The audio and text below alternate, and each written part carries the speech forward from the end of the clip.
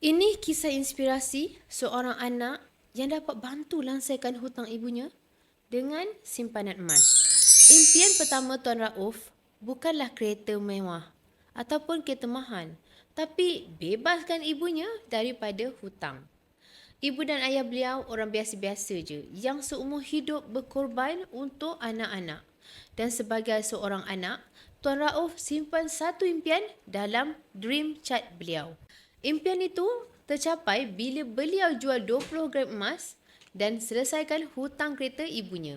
Tak perlu tunggu jadi jutawan, tak perlu tunggu kaya raya. Emas yang disimpan sedikit demi sedikit akhirnya jadi penyelamat.